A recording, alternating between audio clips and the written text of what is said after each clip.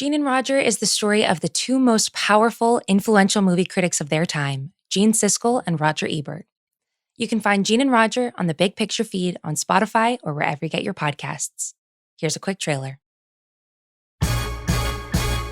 It seemed like a crazy idea for a TV show. Take two rivals and let them duke it out about movies. But Gene Siskel and Roger Ebert quickly became the most popular film critics in the country. Millions of viewers tuned in to see whether they'd vote thumbs up or thumbs down. This is the story of two unlikely superstars who changed the way we argue. From Spotify and the Ringer Podcast Network, I'm Brian Raftery, and this is Gene and Roger. Listen on Spotify or wherever you get your podcasts.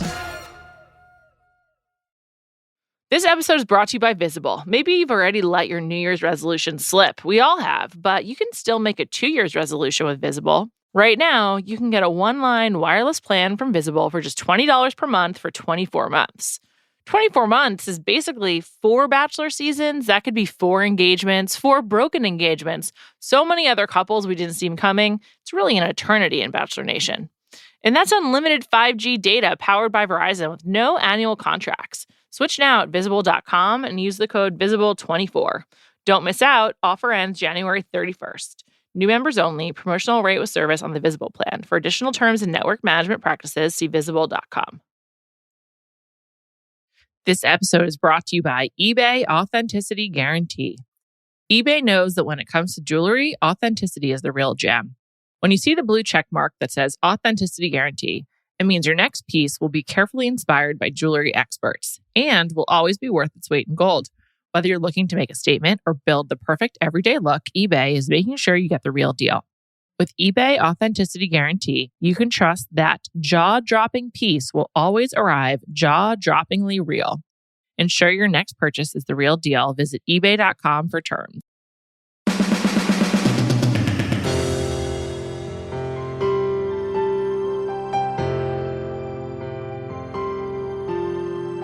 Welcome to Bachelor Party. I'm Juliet Litman. I'm here with Callie Curry. Hi, Callie.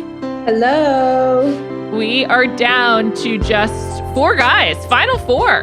Real quick. Can you believe it? No. Yeah. No, I actually can't believe it. I feel like we got here super quick, but it feels like it makes sense. Like there was clearly 2 guys that we weren't really understanding how they made it into the final 6.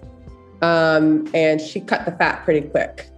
She really did. And she this week, she just was like chopping away with her machete. It's like, not into you. You gotta go. Brendan, you're out. Mike she didn't even waste out. time. She was like, don't even come on the group date. Like, I know. I liked it. I did like that though, because a group date with just 4 guys is kind of great. It made me realize they should do more like small group dates where there's like, they have to like really interact with each other and they can't all gang up on one person because it's like a much smaller group.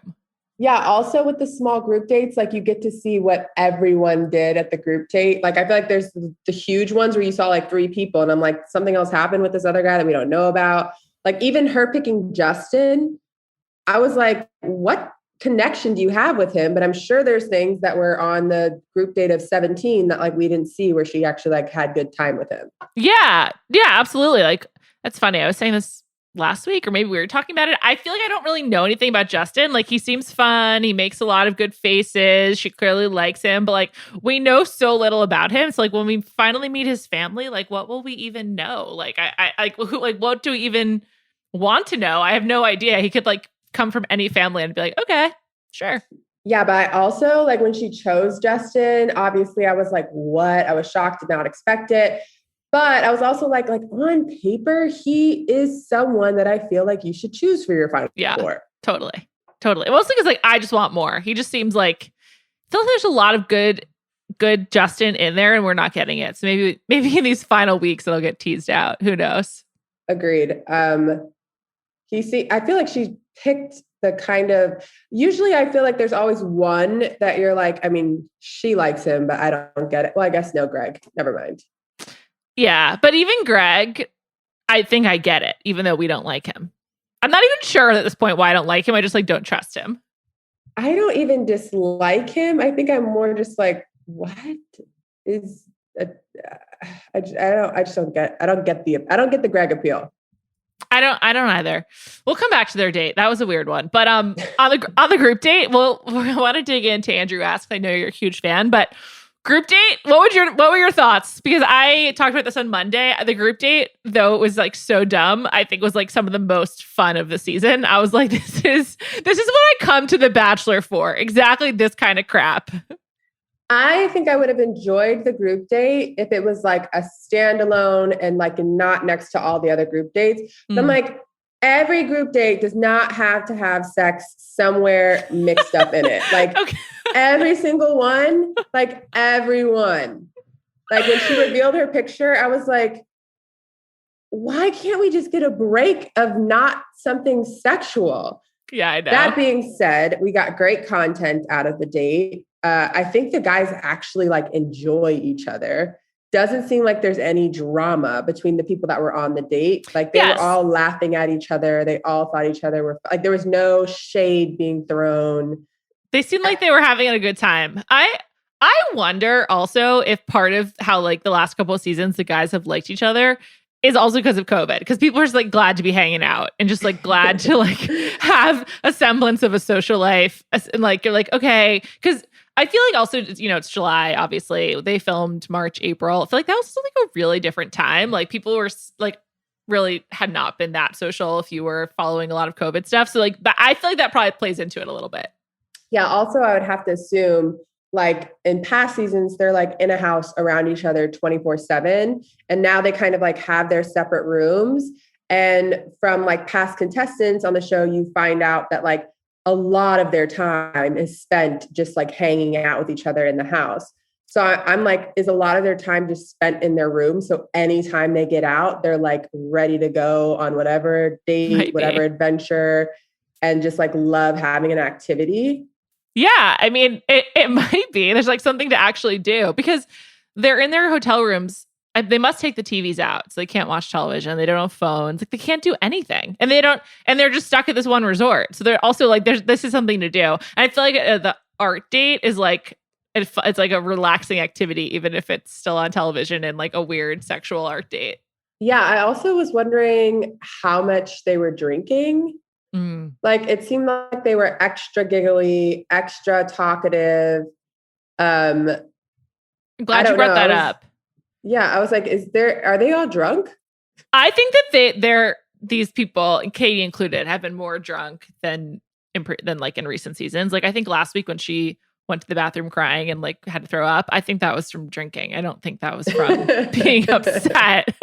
And like and it does seem like they're just sort of like looser. But if I were in their position, I too would just be like, let's just booze. Like, why not? 100%. 100%. I was watching Game 6 by myself. Vaginas, like, go ahead. Yeah. I was watching Game 6 by myself, and I was like, I'm just gonna have some wine. And I would like open the fridge, and I was like, I'm just gonna empty out some of these bottles. I have like a few open ones, and I'm just like, why not? How old were the bottles? After being gone for a little bit. One was like really old. It was white wine. It was like really old. So I mixed it with Spindrift so it wouldn't taste as bad. I was like, okay, this is fine. Just cleaning out my fridge. Weird is that there's times now where I'll have a sip of wine and I'll be like, ooh, when did I open this? And it'll be like a week, maybe. Yeah. Not that bad. I didn't know prior to maybe like 26 years old that wine went bad. Yeah. So we would drink wine that was like open 4 months ago. I wouldn't even be able to tell the difference. Like I would just be like, oh, let's just drink it. It's alcohol. And now if I can tell if it's like been out for 2 days. I think in college, the people I was around drank a lot of skunked beer, like a lot. And I was just like, whatever. What is skunked beer? Like, beer has gotten bad. Like when it's been like refrigerated, taken out of the refrigerator, put back in, or really old, or interesting. Just like, never heard that term. It all goes bad. I also don't drink beer. Never have. So that's probably why I don't know that. Never had a beer phase? Never. They don't drink beer on the show very often. When Andrew S. had a beer a few weeks ago, I was like, oh wow, beer, because it's so infrequent. Yeah, I've had like sips of beer randomly, which is, it's not normal since I went to the University of Florida. Sure. But I was much more of a vodka and tequila drinker. Wow. in college. Yeah, probably not great, but had a lot of fun. So it worked out. In high school, on the mean streets of the Upper West Side, I used to have a lot of 40s of beer and shots of peach schnapps, which like we thought was really cool. And that was kind of it. And then Bacardi 151 was introduced around my senior year of high school, and a lot of vomiting from that. So maybe that's what Katie was having. The only thing I will say is I had a deep Four Loko phase. I don't know what that's called. I don't know, but I beer adjacent. I once made Four Loko. I like ordered these tablets from Europe. It was a whole thing. Anyway, so that's another podcast. It's for our drinking podcast. Not sure if that's safe. It's definitely not. I don't think that any of them were sloppy. I was just like, they seem like they're having fun. They're having a good time. Yeah. I felt like the group date was kind of like what you would do with this group of guys, or with like 65-year-old women who have like a glass of wine and they're trying to like have a good time and, I don't know, be in touch with themselves. I don't know. I liked it though. I was like, this is the dumb stuff that I was hoping for, and everyone delivered. Like, yeah. What do you think Blake drew? What do you think that was? I thought he drew a literal vagina and a literal penis, like right next to each other. Because I mean, in general, those are pretty easy things to draw. Like I at first I was like, oh, maybe he's drawing people like actually having sex, but I was like, what? There's no way I could draw that. Like, I'm a horrible like artist. I assume that Blake is near my level, or in between, a 3-year-old in my level. So like an actual vagina. Actually, I think I would probably struggle drawing a vagina. Of course, I drawing anything would be hard. Like I couldn't do like any of it. I think I would do what Michael A. did and go with the clay. Otherwise, I don't know what I would have done. Or stick figures like Justin, who's a painter. Wait, wasn't it Andrew who drew? He did sushi. Oh, sushi. He did the sushi. It made no sense. I think he was saying, I'm going to like eat my way to your heart, as in eat you out. Oh, interesting. That didn't occur to me. Huh. So that was like a save. That was like what he said. Like we both are foodies. Yeah, he was like, we're both foodies. He specifically picked sushi, which I was like, oh, okay, maybe that's why he's saying that. And then the inside of the sushi, I thought he was trying to like draw a vagina. Yes, I thought that as well. And then he had the guy like sticking his tongue out. Oh, interesting. That didn't register for me. You're totally right, though. When he said it in the interview, he like kind of like smiled afterwards. So I was like, oh, okay, that's what he was saying.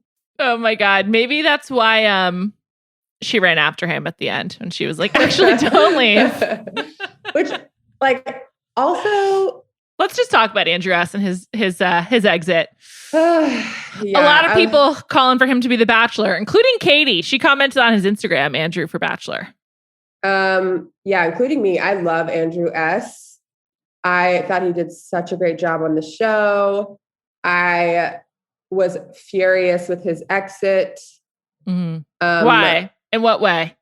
Just because like they've shown so much of him, and I'm like, how is he not in the final four? Like, I understand why she picked Justin. Like, it's not like I'm like mad at it, but I'm like, the show led us to believe that Andrew S. was going to be in the final 3, probably. Yeah, absolutely.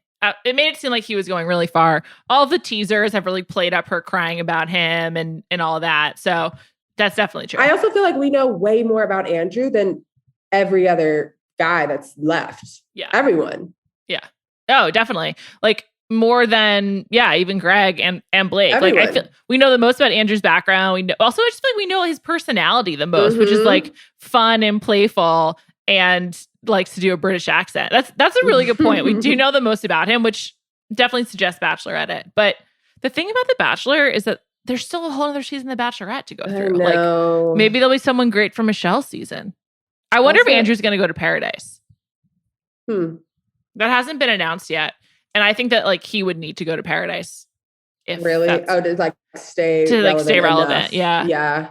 But I don't know, maybe his football career gets in the way. I have a question for you. I had never heard the phrase all athletes died twice. Is that like something that you've heard before? No. No, also You're like, absolutely not moving on. No. The whole talk about his career was that I was kind of like, I mean, you clearly want to retire. Yeah, it's ready to move on. Oh, he's back in Austria. Which is, he is. Per his Instagram, that's what it looks like. Because I was just like, I feel like don't try to make it seem like I'll retire for you. And it's like, no, you're probably not making great money. It's time to retire. You're about to be an influencer. Everyone fucking loves you. You know, everyone's going to love you. Yeah. Yeah. He's one of those guys who knows that he's beloved. Like he knows how people are responding to him. I can't imagine. I feel like probably most of his life in classrooms, on teams, in social settings, he has to be one of the stars of the show. Like he's just like a teddy bear. Yeah, totally. And he just seems easy to be around. I say this a lot, but like I think on this show, being easy to be around gets you so far because most of these guys are psycho.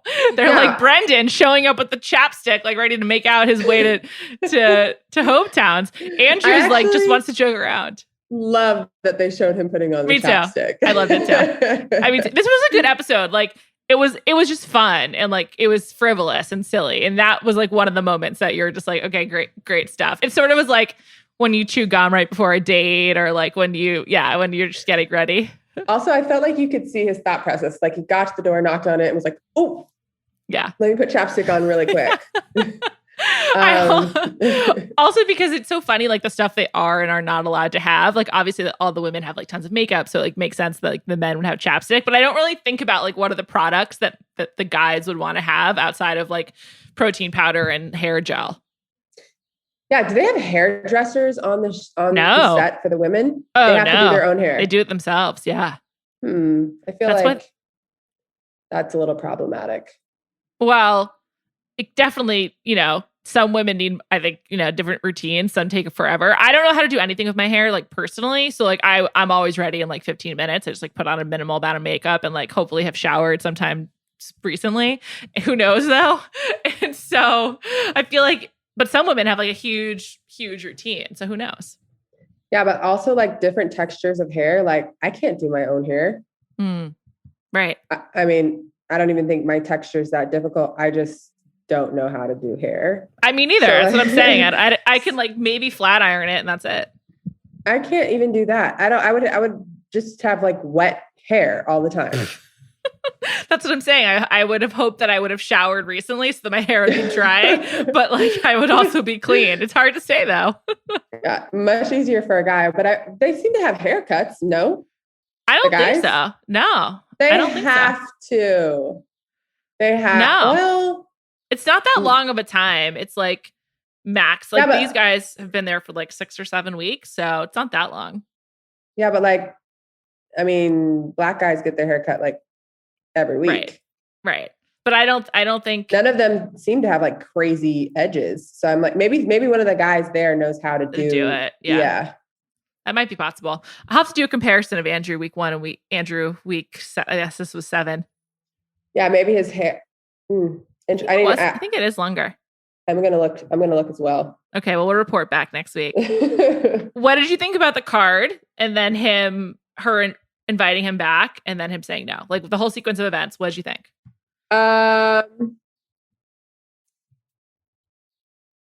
think he made the right decision by saying no, because it's like, I'm still bottom of the totem pole. Like, yeah, I'm not coming back and then getting eliminated next week. That's what's going to happen, right? You want those 4 over me. So I think he made the right decision. I didn't hate the card, but you can't say you're there whenever. And then she's like, okay, then come back. And you're like, well, not now. Right. Right. It wasn't like a real offer. Yeah.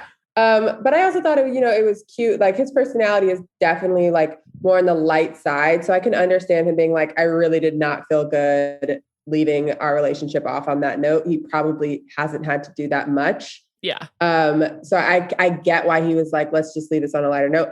0% chance I'm giving you one last kiss. 0. I know.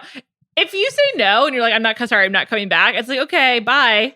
I guess she just likes making out with him. It's probably the thing. Maybe. I'm like, if she would have asked me, I would have been like, no, go kiss one of your other 4 boyfriends. Like, no, What are we Right. kissing for? I kind of don't Also, like, understand it. it's not like this could lead to something else. Right. Like, we're standing in front of a car. It's a kiss, and then I'm going to get in. I don't need it. Save Right. it. Save your spit. I feel like for you, the germaphobe threshold is also like, is it really worth it? Not at all. That's what I was thinking. When they kissed, I was like, why? What are you doing? It's true. Who gains more from that, him or her? I guess him. Yeah. Just I mean, I a guess him, makeout, because he's like, just like, fine, whatever. Let's like make out and I'm out. She makes out with him and then is like, oh, fuck, did I make the wrong decision? Right. Right. Also, if I'm the other 4 guys watching this back, I'd be like, what? So you asked him to stay? You asked him to stay and for one last kiss? Like, what are we doing here? I just think that I think she clearly just likes to have fun. Like, she just seems like she likes to goof off, like in a way, a cool way. I felt like this week I related more to Katie than ever before, where she was just sort of like not exactly sure about her choices, wearing that green t-shirt. We got to come back to that. Very divisive. I was going to say, I related to her more in every way but the green t-shirt. I think it's fine to wear a t-shirt. Like, I wear a t-shirt, not exaggerating, 99% of my days on earth. Like a designer t-shirt or like Katie t-shirt? Both. Whatever I feel in the morning, you know? But like the t-shirt was like for a 4-year-old boy, I feel like. It wasn't like a cute, like I can wear a plain t-shirt, a Target t-shirt, but like the way she just like wore it, I was like, I don't get it. It was like a Gildan t-shirt that like hadn't been screen printed yet. And I do have a lot of shirts like that, but I don't wear them outside. They're like mostly for like being at home or sleeping, lounging. Or like, or going to like the beach or something. Like, I basically treat them like cover-ups essentially. I liked it because I found it very relatable. I was like, yeah, Katie, sometimes I also just need to put on a really basic t-shirt and jeans and do my thing. But you're right. Like, you could get a really plain t-shirt that fits a little bit better. I also wear a lot of t-shirts. Or like wear it cuter. I was just like, I can't imagine putting on jeans, which maybe also jeans is like a big deal to me. Like, if I'm putting on jeans, like I'm getting ready. Mm-hmm. Otherwise I'm not wearing jeans. So to put on makeup, have your hair done, put on jeans, and you're like, you know what? And this t-shirt, it's kind of weird. What do you think about her crop tops with jeans? Well, her abs have looked phenomenal this season. Yeah, they've looked very good. I think it's funny. She's got a real millennial style, which again, I relate to as a millennial, but like she wears. How old is she? She's 30. She wears a side part. She wears skinny jeans. She wears these crop tops. And like, again, like this is all very familiar to me, but I thought we were moving in the Gen Z direction. Like, if you go back and you look at Matt's season, except for Katie, like all of the girls have middle parts.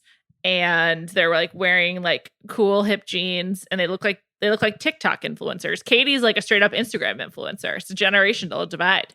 And I no shade. I relate. Katie, I see you, I feel you, but I find it surprising. Yeah, I'm a middle parter. Have you always been? I think so. That's what I was just trying to think. I was like, am I doing this now because of that? I don't know. I feel like I've been a middle parter for a while. I'm not opposed to the side part. I just wear it in the middle more. I've been a side part person for like 20 years. Am against the baggy jeans because I'm 6 foot. Right. So like baggy jeans, it's like, I feel like I'm just like pushing closer and closer to Shrek and like further and further away from Victoria's Secret model. You know what I mean? More like Fiona than Shrek. Yeah. Fiona. I'm just like, I don't know if I can really pull this off. I'm like, the thing is, a lot of these Gen Z styles are not flattering unless you're really skinny. Unless super skinny. Yeah. Unless you're like very clearly like there's like a tiny body in there and it's like somewhat alluring. Otherwise it's not very attractive. So it's true for like so many of the styles that are back. I will not be going back to anything. I will never be leaving high-rise jeans like for the rest of my life. So I wish everyone the best with their low-rise struggles. You'll soon realize it's not the way. But I think Katie commented somewhere on social media that she dressed herself. And I have heard that things were a little rocky with Katie in production. Interesting. By the end. And I have to guess that some of that is related to the styling because the green shirt is like the green shirt seen around the world now. So many people have commented on it. And again, I did like it, but I acknowledge it's really different than most bachelorettes. And also just like not even, it's just not really a date outfit unless you're like going hiking in like Runyon Canyon or something like that.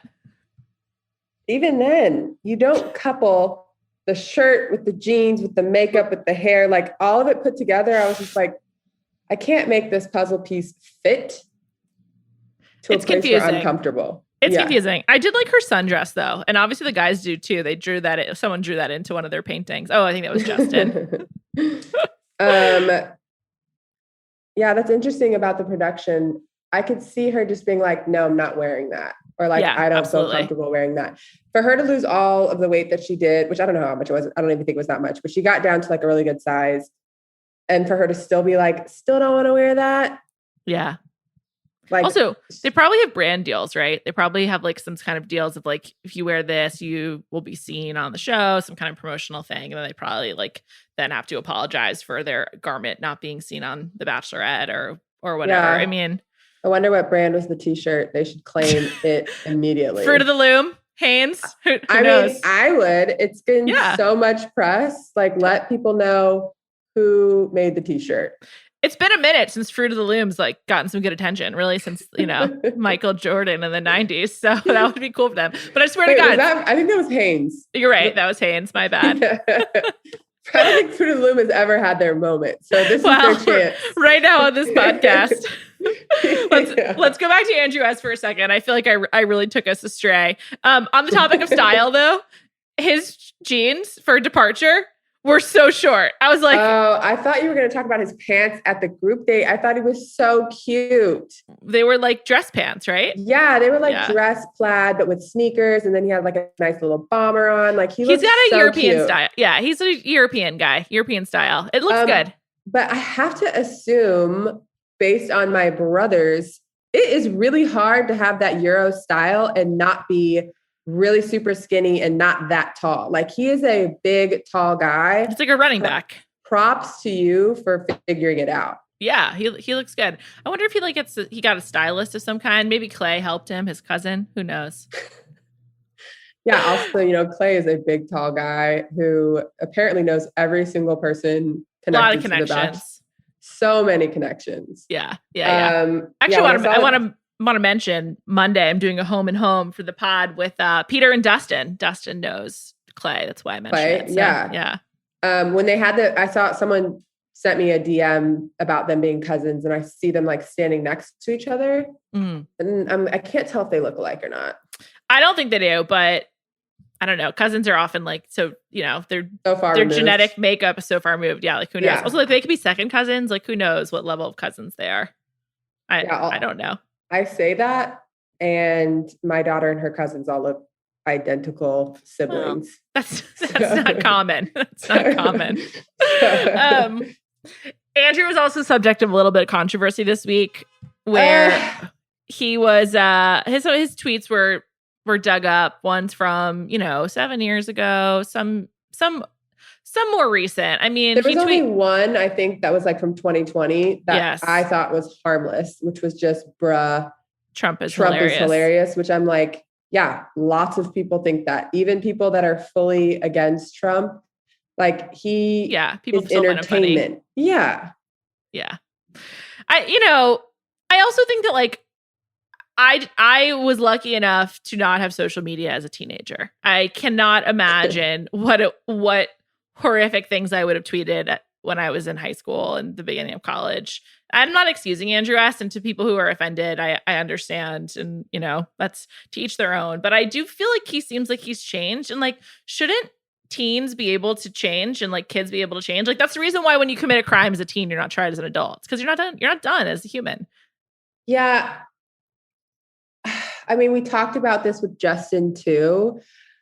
I just, unless there is some like deep, dark shit there, I kind of feel like we gotta like let some of this go. Like, we cannot keep doing this every time. If it's just that, if there, obviously there were some of his tweets that you're just kind of like, like probably shouldn't. Also, I would like to think that if he saw, I'm sure he's seen them, like if he's reading them, he's probably like, why did I tweet that? Like, I know not to tweet that now. I don't think that now, or whatever it is. I don't think there was anything that was like too thought provoking, but like, just saying dumb stuff on the internet.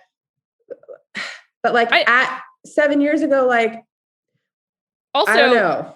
A lot, I think with both Justin and Andrew, both of them, I think Justin handled it well. I don't know if Andrew's addressed it, but both of them, more than anything, it's like misogynistic. And it's like, it's just sort of like talking about women and like whether it's, fat phobic or racist or whatever. It's just mostly, to me, it's misogynistic. And that just says a lot about how men are raised in this country. And like, and that's sort of like something that like we as a society need to work through. And again, I'm not trying to like let them off the hook or anything like that, but that is sort of a reality.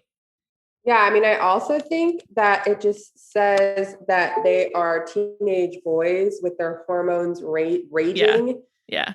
And like, they're still like figuring out women for themselves. Like, I don't know. But for sure, I don't think like, it doesn't happen as much with women. Like, I don't think you would, even now I can say like when I was 14, I would for sure have said stupid stuff on the internet, but like, I don't think I'd be talking about like a guy's body or, me neither. You know what I mean? Like, but do I think that that's what 14, 15-year-old boys talk about? Yeah. Men are monsters. There's one thing I can tell you. Men are monsters. Boys are monsters. Maturity level of a 14-year-old boy, like even a 20-year-old boy, it's very low. Even 25. Yeah. Seriously. So I don't know. Again, I don't want to just let them all off the hook, and we're kind of like laughing, but it's true. Like, let's hope these people have grown, and I think Andrew has indicated that he has. Justin as well. So I'm choosing to give him the benefit of the doubt, and I understand if not everyone feels that way. I am choosing to also. I also think that, like, there's a difference between some of the things some people have said and like deep, dark, super hurtful. And like, if you were hurt by his tweets, like totally understand. I'm not taking away from like you having those feelings. I just like on a scale of 1 to 10, like these are for both him and Justin. I think they're on the lower level of that scale. Yeah, absolutely. I agree with you. I don't know. I think we'll be seeing Andrew again. Like you said, we know him really the best of these guys. He seems like a fun hang. Without a doubt, of everyone from this season, Justin's my top pick to get a beer with. First of all, we know he drinks beer. Second of all... Wait, Justin or Andrew? Sorry, Andrew. Excuse me, Andrew. Okay. No, Justin, I don't know what Justin drinks. He seems like a whiskey guy to me. But Andrew just seems like fun. Like, I'd be happy to meet him at a bar. Yeah, I would meet from this season Andrew and Blake. Okay, I knew you were going to say Blake. Forget it, Callie. You love Blake. But do they not seem like the most fun? Yes. Blake seems like also the kind of person you can make fun of to his face, and he takes it in stride. Totally fine. Yeah. I mean, they just seem like, let's have, like, I could have a good time with them. I also feel like they're the type of people you could just like drop in any friend group and they won't be weird. Like, yes, they would make friends and be able to like kind of be a chameleon in any situation and be fine. I wouldn't mind doing it with Justin, but I feel like I would have questions for him. I feel like you need to draw him out a little bit more. Yeah. Which I ask a ton of questions. So that wouldn't be that hard for me, but it just doesn't seem like it would necessarily be as fun, but maybe we'll find out next week that he's a riot. I don't know. I'm excited to see him with his family. Me too. I'm looking forward to that as well. This episode is brought to you by Visible. Maybe you've already let your New Year's resolution slip. We all have, but you can still make a 2 year's resolution with Visible. Right now, you can get a one-line wireless plan from Visible for just $20 per month for 24 months. 24 months is basically 4 Bachelor seasons. That could be 4 engagements, 4 broken engagements, so many other couples we didn't see coming. It's really an eternity in Bachelor Nation. And that's unlimited 5G data powered by Verizon with no annual contracts. Switch now at Visible.com and use the code VISIBLE24.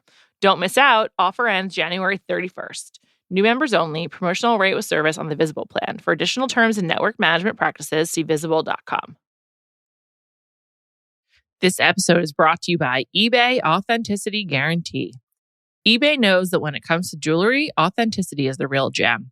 When you see the blue check mark that says Authenticity Guarantee, it means your next piece will be carefully inspired by jewelry experts and will always be worth its weight in gold. Whether you're looking to make a statement or build the perfect everyday look, eBay is making sure you get the real deal. With eBay Authenticity Guarantee, you can trust that jaw-dropping piece will always arrive jaw-droppingly real. Ensure your next purchase is the real deal. Visit ebay.com for terms. This episode is brought to you by State Farm. You might say all kinds of stuff when things go wrong, but these are the words you really need to remember. Like a good neighbor, State Farm is there. They've got options to fit your unique insurance needs, meaning you can talk to your agent to choose the coverage you need. Have coverage options to protect the things you value most. File a claim right on the State Farm mobile app and even reach a real person when you need to talk to someone. Like a good neighbor, State Farm is there. Let's talk about Blake for a second. On Monday, I was very confused about why Brendan only said goodbye to Blake. And it turns out Blake recommended Brendan for the show. They're on the same hockey team in Toronto. And I guess there was a scene that wasn't aired where Brendan was like, Blake, bro, why did you recommend me for the show and then come on? And he was like annoyed that Blake came to the show, which fair question, Brendan. I like it. Yeah, actually that changes things for me. I wonder though, at the time, did Brendan know who the Bachelorette was? Maybe not. And did Blake know who the Bachelorette was? I mean, Blake, yeah. That's what I mean. Yeah, Blake probably didn't. Yeah, Blake didn't know. And he was just like, yeah, go to the show. It was a great experience. And then Katie gets picked as Bachelorette and he's like, I want in on that. Yeah. Yeah. So then he joins. That's what I would like to hope for. It's Brendan probably ended up on the show very similarly to Andrew S., where Blake was like, hey, I know someone who should be on it. Here you go, Bachelor people. And I'm sure Clay recommended Andrew. So because what happens is you get cast kind of regardless of who the Bachelorette is. Like you just sort of like end up in the casting pool and then they like see where you fit in essentially. So that's probably what happened here. So I don't think it's a big deal, but I kind of liked Brendan after this week and I wish we'd gotten more of him. In general, that's my note. Like give us more of the guys being weird or genuine or silly, like just more of their real personality. Yeah. Also, I was thinking like how many people did Blake recommend for the Bachelor or Bachelorette? Like I would assume probably a few, right? Like you come back, you say it's a great experience, like any good looking guy, you're like, hey, you should go do that. Like that doesn't mean you're going to be on it. So like he could have recommended him and been like, dude, I didn't know you were going to get on the next season. Yeah. Totally. Yeah. So this is not on him. Do you have anything more to say about Blake, your main man? Because I want to talk to you about Mike P and that really uncomfortable date. I don't think Blake is winning, but I am happy to see him with his family and get more time with him before he goes home. Your love for Blake is so genuine. Let's move on. Mike P had the most horrible one-on-one. I can't. I mean, also, I just want to note, there's like a headline on page 6 today is that Mike P messed up and had oral sex. And it's like, is that messing up? What are the rules here? Like, I don't know. I think we're all fine with that. Up? Well, he's supposed to be saving himself for marriage. Yeah, but I mean, like, messed up to who? Like, who to God? I don't know, man. I don't know. But I was just like, what's going on here? He said that he's done other things before. I think that she said that about him in the press. I don't know if Andrew said that. Yeah, Andrew said it. Andrew he didn't say it by himself. Andrew said that Mike said it to him, saying like, I've done other things. I assume that meant everything but everything but intercourse. Sure. Yeah. He apparently was on Talking It Out, which is Mike Johnson and Brian Abasolo's podcast. He said, I am not perfect. I'm not some perfect little, golden boy. I'm a very flawed human being. And that's what he said. He said, I've said this. I've talked with Katie about this. I'm very open. I may not have had like sex, but I've slipped up and I've had oral sex. For me, that was one of the moments where the 2 times I did slip up and do those things. Those were things that taught me actually the significance of why I was actually putting sex on such a pedestal. This doesn't help me understand Mike P more, but now we know what he said. And also two times, that's not a lot. I don't know. 2 times in 30 something years. No, I think you're doing good, bro. Seriously. I also just don't care. Like, I don't think I look at someone any differently at all if they've had sex with, well, not true. At a certain number, you're like, well, that's a lot. But no, I'm the opposite. Have sex with 5,000 people, totally fine, won't judge you. You say you've had sex with 0, and I'm like, why? 5,000's a lot, Callie. Come on. I feel like I'll have more of I'd like to know more why you're this way of 0 than 5,000. Sure. I think 5,000, I can deduce that you might have a sex problem. Sure. At 5,000, I agree. I think that I don't know. This is just like this becoming the personality is just like kind of annoying because it's not that interesting when he's told us. It's because he's like religious and he wants to save himself. So like it's just not that interesting. So this being Mike's personality, I don't really care about. I will say I'm not sure I like it more, but it is definitely more like podcast worthy that he kept talking about his mom on this like intimate date with Katie. It was so uncomfortable. I mean, I just think he whispered to her, "You remind me of of my mom," when they're like cuddling. Oh, it's horrible. The whole thing was uncomfortable, and I also just feel like not the right person for the date. Even with him not being like, let's say he wasn't a virgin. It's just like there's certain people whose personalities would be okay and certain people's whose wouldn't. What we've seen from Mike, not the date for him. So kind of set up for failure there. I mean, it was unbelievably cringy to me. And it has nothing to do with him being a virgin. It was just uncomfortable. Yeah, it absolutely. It was uncomfortable. And the fact that he sort of was, I just can't get over how much he was like emphasizing how much he's like looking for a nurturer like his mom. I was just like, I need to quit this date right now. This is horrible. And like, I felt like my ears hurt from cringing. Like I was cringing so hard, my ears started hurting. That was way more uncomfortable than, that's like way more red flag to me than anything having to do with how much sex he has or has not had and what he has and has not done. I was like, this indicates an emotional thing to me that I would not want to take on. I'm just be like, no, thank you. I will say in his defense, who the fuck wants to go on that date? Well, do you think it's better or worse than like the yoga tantric sex dates? Worse. Because it's like a weird like hugging thing? Yeah. Like what? I don't need to learn how to cuddle. Like it's like pretty much like A plus B equals C. Everyone knows how to fucking spoon. Like there was nothing in there that I was like, didn't know that trick. Like at least with the yoga, you're like doing something. A lot of people are learning things new. Sure. Like I thought they were both basically as bad. I think it was like kind of one and the same. I don't know. The outside nature aspect, which Mike wasn't into, I agreed with. I was like, this doesn't look comfortable. Like usually when I do this date, it's like inside in like a yoga studio with the yoga mat and they're wearing like yoga clothes. I agree that like all of the sort of like naturey rolling around with Katie, I just was like, I would be like, hard pass. Can we just get like a day bed here or something? I would just be like, this is not for me. Also like the coach. Yes. Cuddle Queen Jean. Yeah. That was her name. The whole thing was she's an intimacy coordinator. The yoga thing did it like I would like that wouldn't be my top choice for a date, but like at least I get it to a certain point. This was like I've never even heard of a cuddle coach.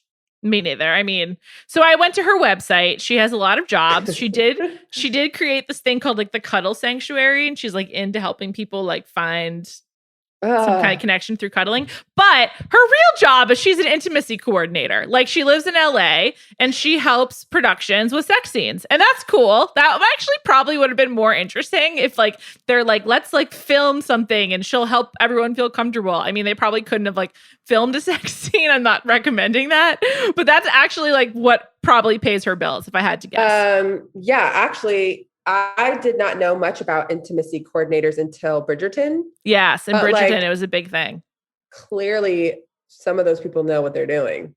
I Like, think who is the sex coordinator for the Sex Life? Love Sex Life? Yeah, like knew where you're going. some of those people need to get paid very well. I also think that in the post Me Too era, and also like just this sort of like more forward thinking, I think it's like a way bigger job that people really focus on, and like it actually has taken on a much more important role, which is good. I think people need that. Yeah, I think also for liability reasons, it's probably like good to have someone there for it. Absolutely. Yeah. But this was not that. This was like weird cuddle session. Also, like cuddling is nice. Some people like it, some people don't. But you definitely don't want someone like hovering over you while you're doing it. That's like takes away from the intimacy for sure. I am a huge cuddle person who literally just with my child and my spouse don't want to be touched by anybody else. Like I'm not a big like snuggler with my friends. I think like some people are like that. But like, don't tell me how to do it.